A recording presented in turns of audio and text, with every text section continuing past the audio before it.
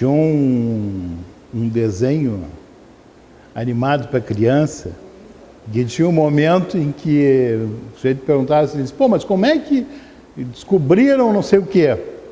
E aí o cara começava a explicar. E tinha um personagem assim, senta que lá vem história, né?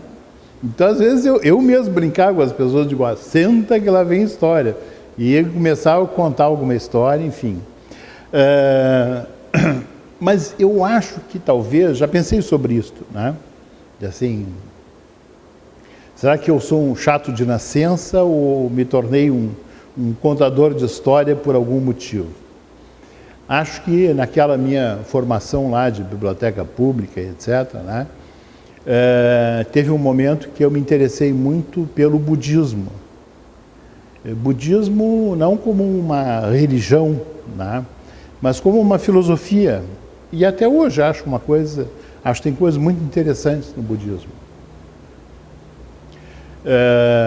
Acho que o budismo, Buda, por exemplo, foi uma pessoa muito mais sensata e muito mais serena do que Jesus Cristo, né? Tu não consegue imaginar Buda expulsando os vendilhões do templo com um chicote. Buda jamais faria isso, né? Não consegue imaginar Buda amaldiçoando uma figueira porque não tinha figos, numa época que as figueiras não davam figo, naquela época do ano. Buda era muito mais sensato, né? Não faria uma coisa dessa. Mas, enfim, e o budismo tem muito a ideia de que tu passa melhor uma concepção contando algo a respeito daquilo do que com um raciocínio lógico cartesiano ocidental, né? Não, isso é assim, porque isso, porque aquilo, etc. e tal, e monta uma equação, etc. Tu atinge muito mais as pessoas se tu contares uma história em que ela entenda e que pode passar muito mais o sentimento que tu quer passar, enfim, né? Que uma explicação lógica é incapaz de ter. Então, acho que, inconscientemente, talvez, por essa admiração, por esta forma de conduzir as coisas do Zen budismo, etc., né? Acabei ficando com esse cacuete. Eu sou um grande admirador do Milor Fernandes. E acho que o Milor Fernandes tem uma coisa que eu chamaria de pensamento paralelo, né? Quer dizer, quando todo mundo está pensando uma coisa de um lado, o Milor olha de lado e se dá conta do ridículos, ou os dos ridículos daquelas situações, né? Enfim. E por isso acaba fazendo uma crítica.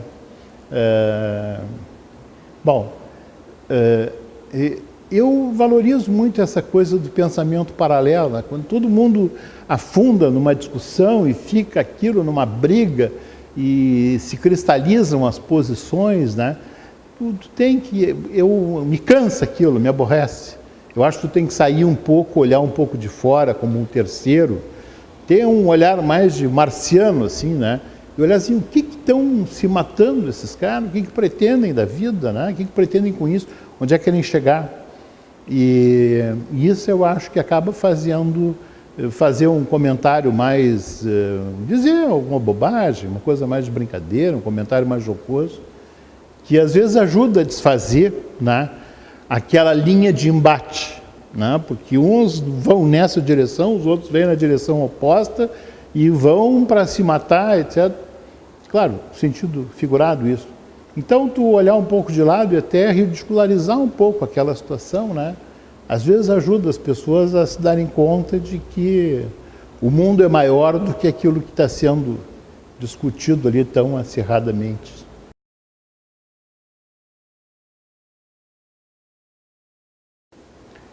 Certamente deve haver alguns milhares de coisas que eu faria diferente. De situações importantes, eu acho que conduziria a guerra. Estamos falando em guerra aqui, mas foi quase isso. A greve dos municipários de 2003, certamente hoje eu daria uma condição completamente diferente, mas acho que a gente vai juntando experiências e vai conhecendo. vai conhecendo até os adversários, os interlocutores, né? E isso vai fazendo com que tu passe a ter uma visão diferente ou veja outras alternativas, outras possibilidades. Acho que no Comptus, tirar os 9 fora, não acho que foi uma coisa ruim, eu acho que a gente fez uma coisa muito boa no sindicato. Eu acho honestamente, assim, né? Acho que a maneira como a gente construiu o sindicato foi uma coisa boa para o sindicato e foi uma coisa boa para a categoria médica. Acho que foi muito boa para a categoria médica e acho que foi uma coisa muito boa para a sociedade, né? Eu acho que para a comunidade do Rio Grande do Sul, a construção e a condição que a gente deu para o sindicato foi muito bom, mostrou um outro lado, mostrou uma verdade que as pessoas conheciam, a realidade da questão da saúde. Eu acho que isso se deve muito a essa condição que a gente deu para o sindicato. Agora, claro, houve muitos momentos em que, nesse caminho, eu fiz muitos inimigos pessoais, né? Muitas pessoas ficaram pessoalmente meus inimigos, muitas pessoas teriam gostado de me destruir, né? De me extinguir como figura pública. Vários fizeram várias tentativas nesse sentido, algumas que me foram muito ameaçadoras, né? Mas eu não sei, acho que é difícil avaliar, porque teria que dizer assim, eu faria diferente naquelas condições, com o conhecimento, com a experiência que eu tenho hoje, certamente teria feito diferente, né?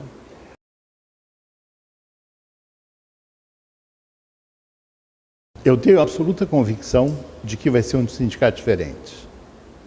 Acho que as transformações têm sido tão rápidas na sociedade e na sociedade, uma sociedade de conhecimento, de comunicação, as coisas mudam com uma velocidade bárbara que o sindicato tem que ser capaz e tem que estar permanentemente jovem o bastante, jovem no sentido de disposição para o desafio, para o destemor, para enfrentar coisas novas, né?